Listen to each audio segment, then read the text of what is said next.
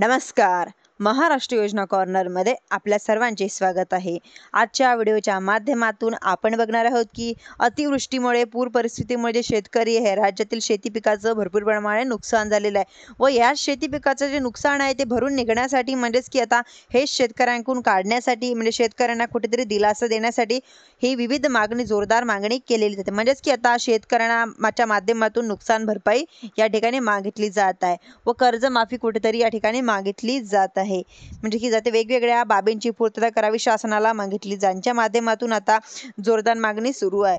म्हणजेच की आता विजय वडेट्टीवार यांच्या माध्यमातून सरकार एक विशेष अधिवेशन बोलावा अशी मागणी करण्यात आलेली आहे, जेणेकरून या विशेष अधिवेशनाच्या माध्यमातून विधानसभेमध्ये शेतकऱ्यांचे जे काही प्रश्न आहे ते मांडले जातील.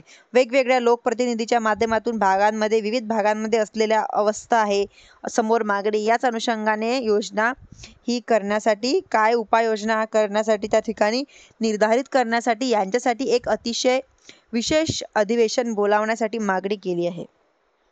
म्हणजेच की आता शेतकऱ्यांना संपूर्ण कर्जमाफी हेक्टरी 50,000 रुपये नुकसान भरपाई अशा देखील मागण्या करण्यात या ठिकाणी येत आहे. तर राज्यातील ज्येष्ठ नेते शरदचंद्रजी पवार साहेब यांच्या माध्यमातून सुद्धा अशा नैसर्गिक आपत्तीच्या कालावधीमध्ये शासनाच्या माध्यमातून 5 उपाययोजना करण्यासाठी एक गायडन्स दिलेले आहे. म्हणजेच की ज्येष्ठ नेते खूप मोठा अनुभव असल्यामुळे त्यांच्या माध्यमातून मागण्या करण्यात आलेल्या आहे. या सुद्धा सरकारला कुठेतरी विचार करण्यासाठी भाग पाडण्यासारख्या आहे. म्हणजेच की आता यांच्या माध्यमातून एक ट्विट करून या ठिकाणी उपाययोजना तातडीने घेण्यासाठी एक सूचना देण्यात आलेली आहे की तातडीने करावयाच्या बाबी आहेत यांच्यासाठी पंचनामे प्रक्रियांची ठराविक मुदतीसाठी बंधन नसावं अशा प्रकारची एक सूचना देण्यात या ठिकाणी आलेली आहे. म्हणजेच की नुकसान भरपाईची मागणी केली जाते. नुकसान भरपाई देण्याच्या अनुषंगाने तातडीने पंचनामे केले जातात. बरेच सारे नुकसानग्रस्त त्यांच्यासाठी समाविष्ट होते. म्हणजेच की पुराचं पाणी ओसरल्याने बऱ्याच साऱ्या भागांमध्ये पंचनामे होणं गरजेचं असतं. परंतु जोपर्यंत ही सगळी प्रक्रिया तोपर्यंत चांगले पंचनामे पूर्ण होऊन त्या मदतीने प्रस्ताव देखील गेले असतात. म्हणजेच की आता मदतीसाठी वंचित राहतात. काही ठिकाणी मदत मिळते व यांच्या ठिकाणी काही ठिकाणी मदत मिळत नाही.